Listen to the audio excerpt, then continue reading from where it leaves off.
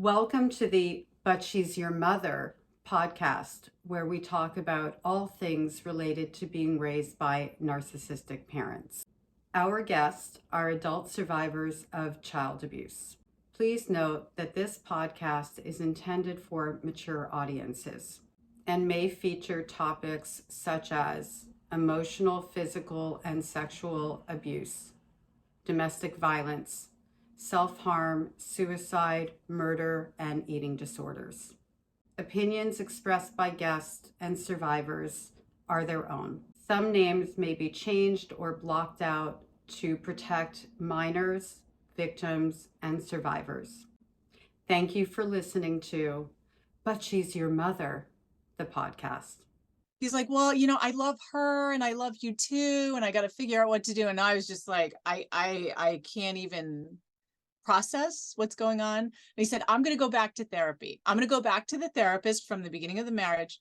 And I'm going to figure out what to do. And then it became this thing for like 3 weeks. Like, I got to decide. And I was just like trying to hide my feelings from the kids, being completely upended, terrified, because I never thought we were getting into, I thought I was going to be in one of these forever marriages. We didn't used to fight, but it was basically uncovering this whole double life, that this was just the tip of the iceberg.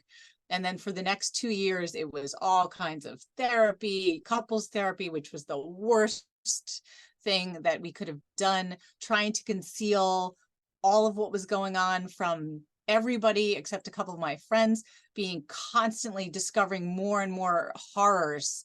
During that time, my son's best friend killing himself in the process, like just all kinds of stuff. And I was like, I don't know how I'm gonna survive this. Like, I don't know what I'm gonna do. And trying to keep the family together, because how could I afford $10,000 for a divorce? Like, oh my God. Which, of course, Marnie, it was way more expensive than that. Yeah, obviously.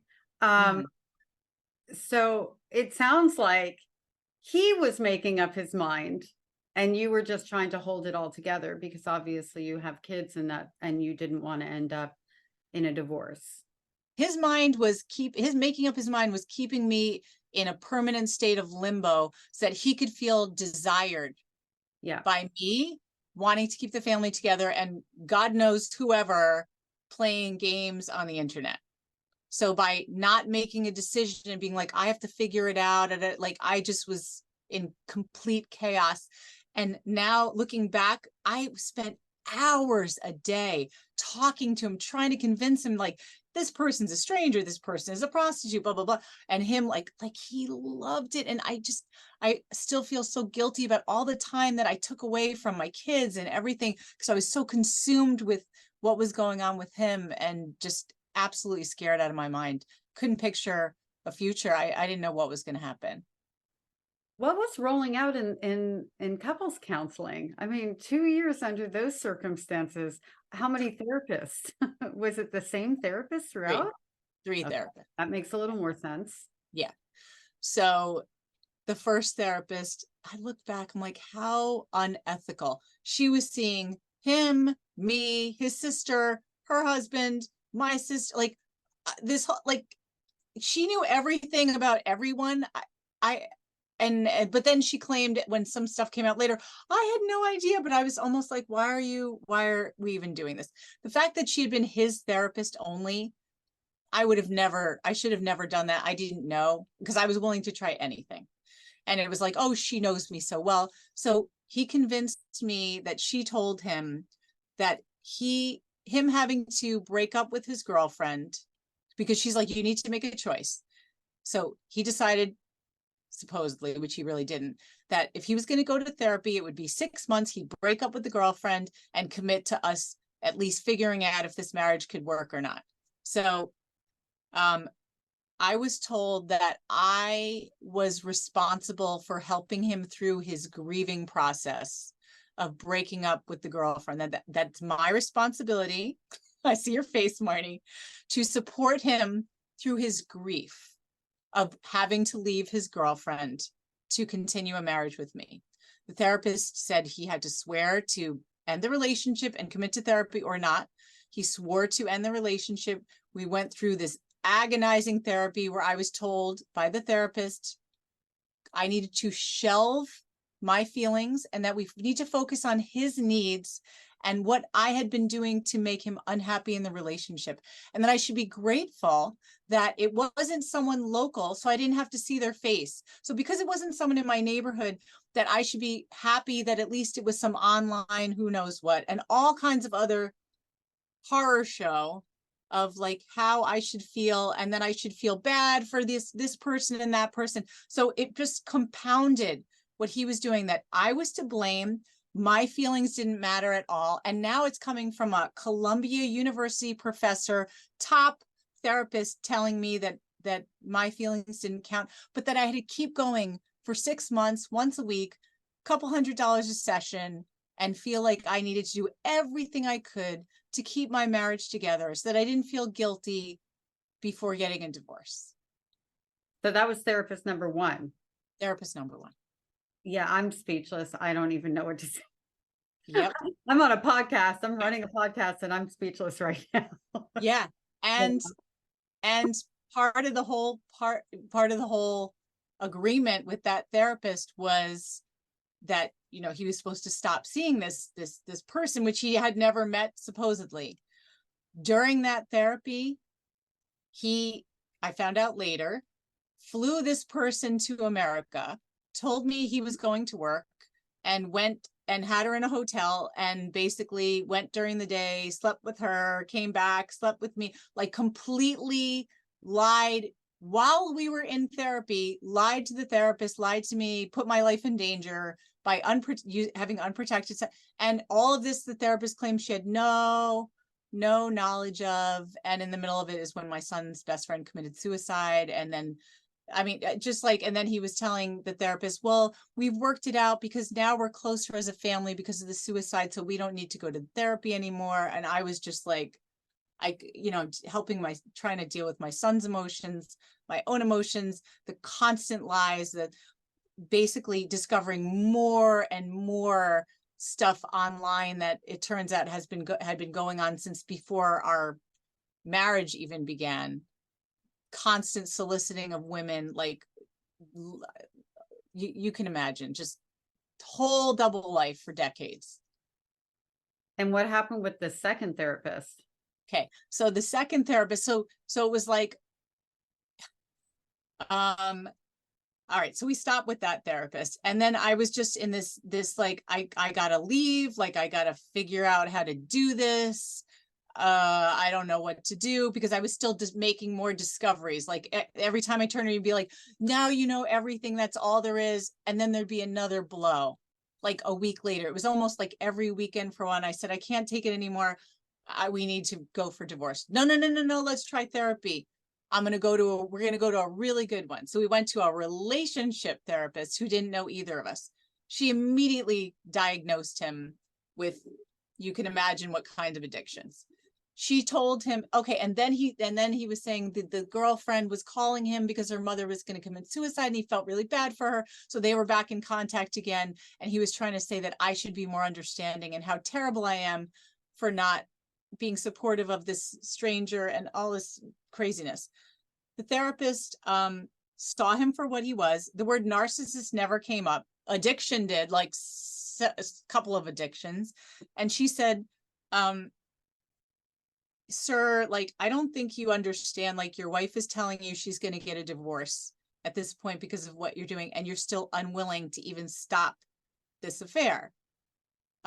This is so beyond that you need to be inpatient for a month, and because your marriage is over, like, forget it. So we walked out of there. He said, she's making money off me.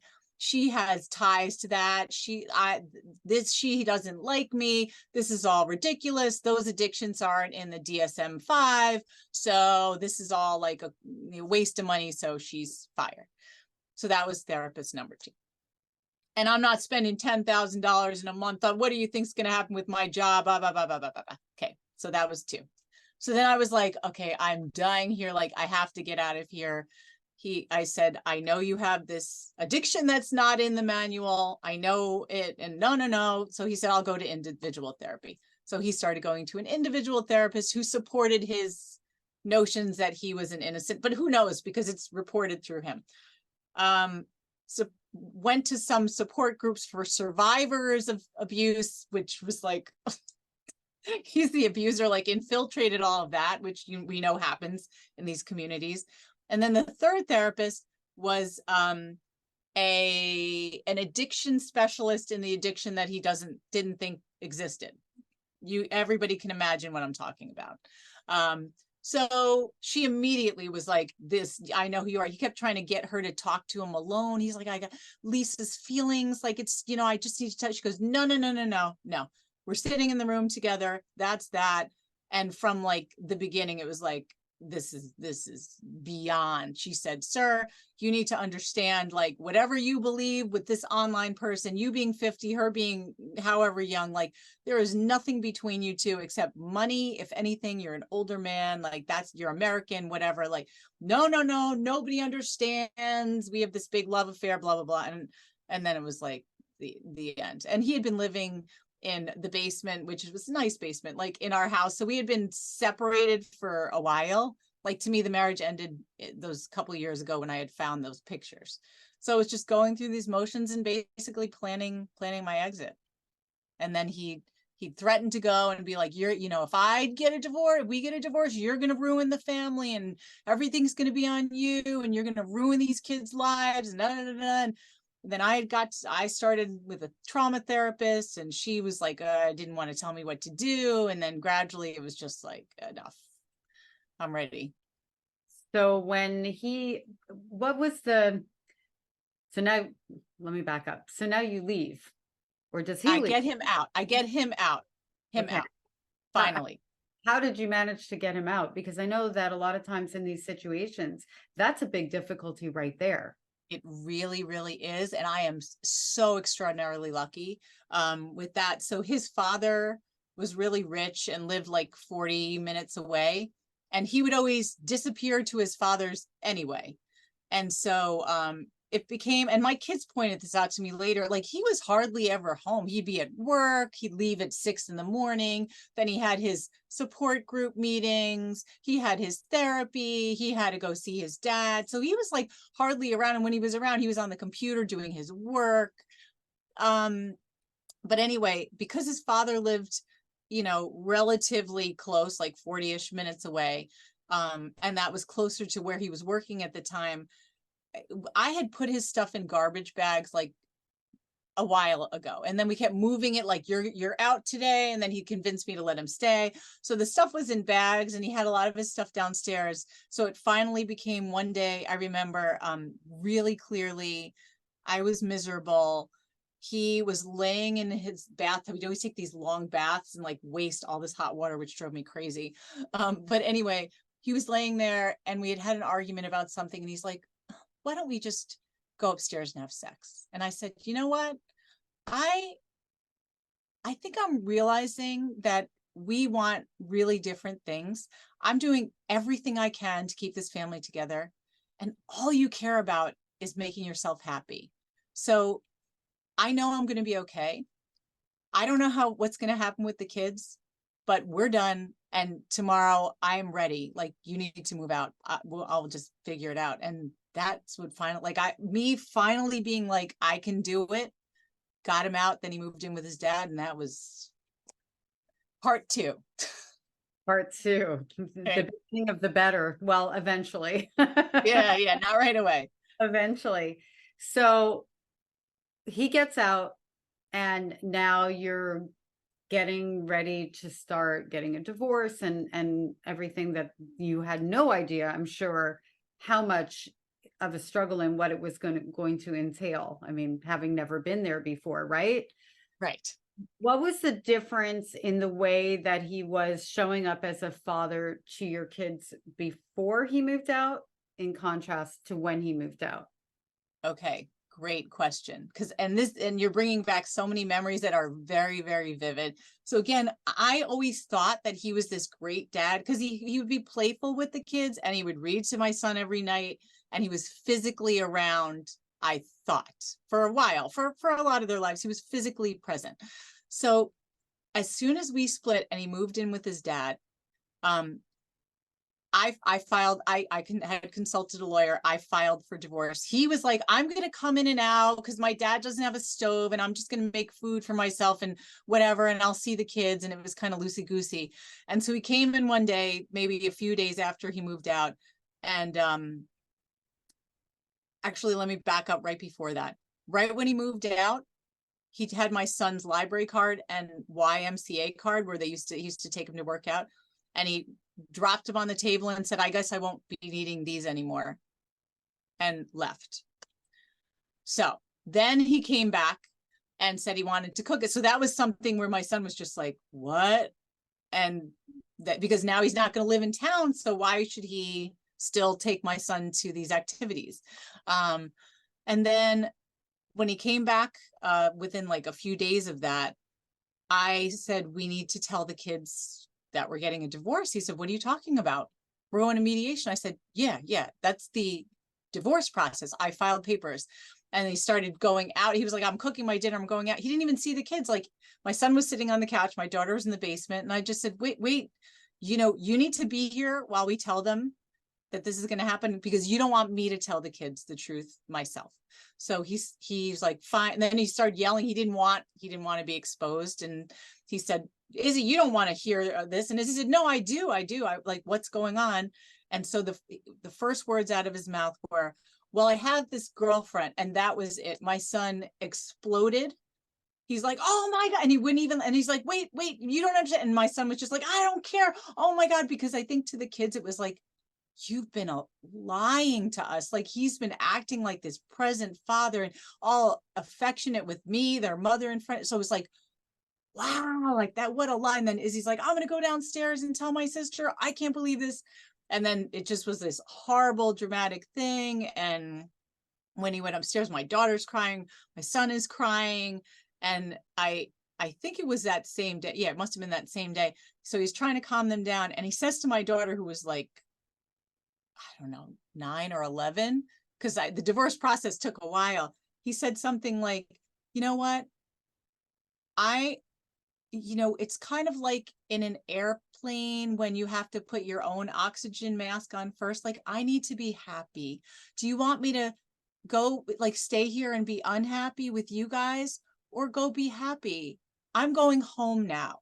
Oh my God, my daughter, that broke her heart.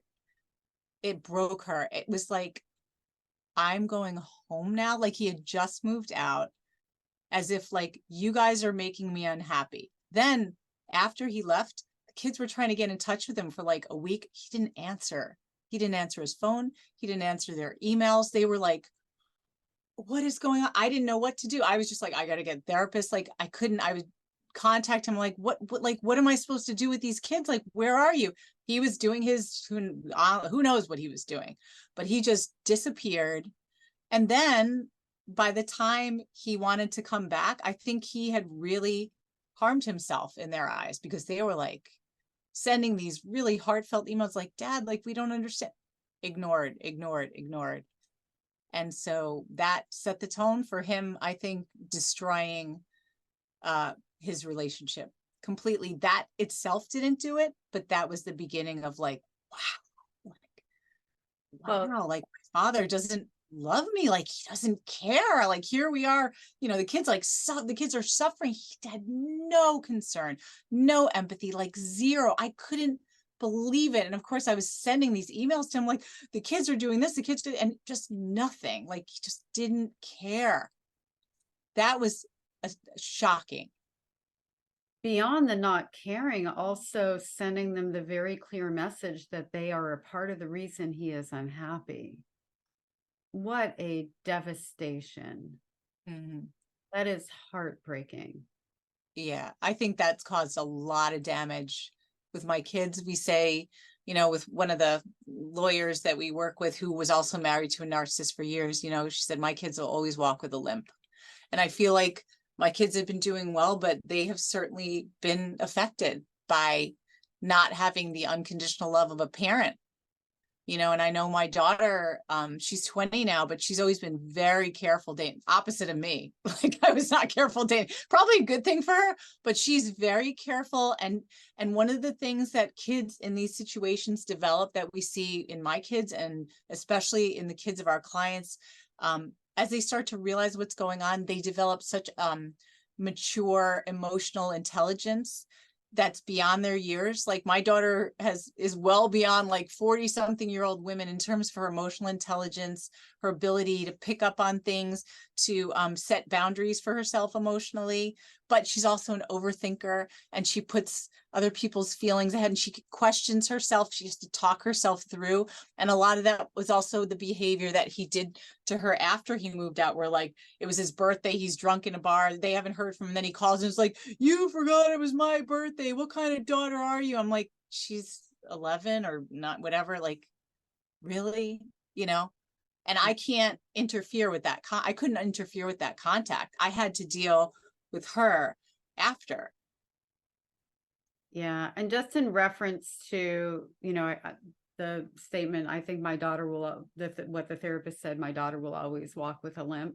As a grown-up person of a sociopath and a narcissist for a mother, I always laugh when I say that. I don't know why, but I can tell you that I heard somebody say something like, it's like somebody breaks your wings and you can never fly the same way again. But that doesn't mean that you aren't going to develop these wonderful bionic wings out of all of that and fly even higher.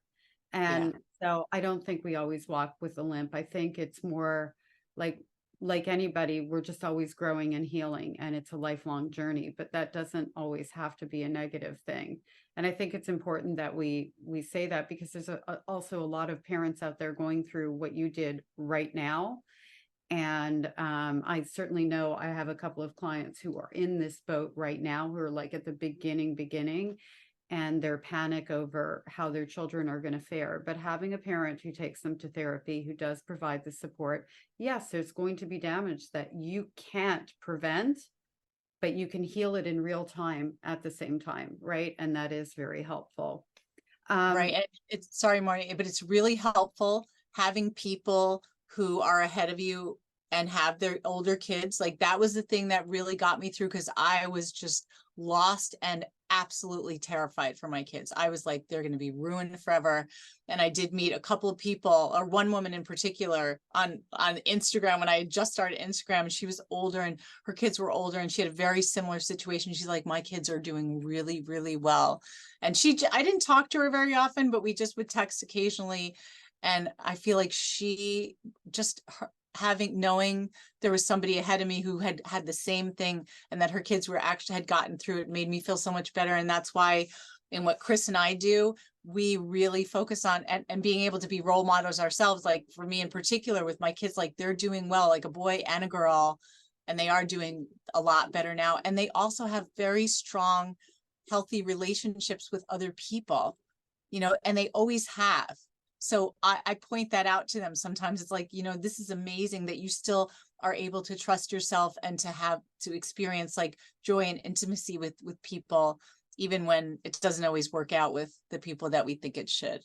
Yeah. And, it also, because he's so many red flags, they saw them, like they learned that those were red flags instead of learning that that was normal and okay, and not being able to recognize that when they are creating new relationships or even staying in the relationships that they're in currently. So through this process, there was a point in time where they went no contact or low contact.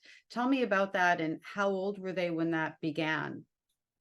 Okay, so with both of them, it was really tricky because sometimes it would switch. So after he left, and then he ignored them for a while, and then they got upset, and I got them therapists, and then they started going to therapy, and he started pushing for seeing them again, like getting them, and they weren't ready for it. So we didn't have a legal agreement, but I had a really great attorney who was also very socially and emotionally intelligent.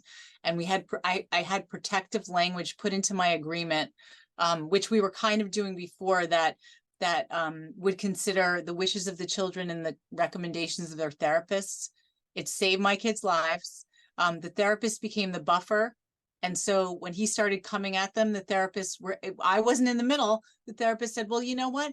Let's maybe do some therapy. Like, I'll meet with you alone. Your kids are not ready yet. We tried once, like the two of us, and without the children there, that didn't really work, but it kept delaying the process, and it let them sort of get the help they needed directly with the therapist without his interference. He was furious, but they were that really strong buffer, so they could help the kids learn to get through it without his pressure. So my daughter, I think, blamed herself and would cry all the time, very, very sensitive. My son was very angry about it all. And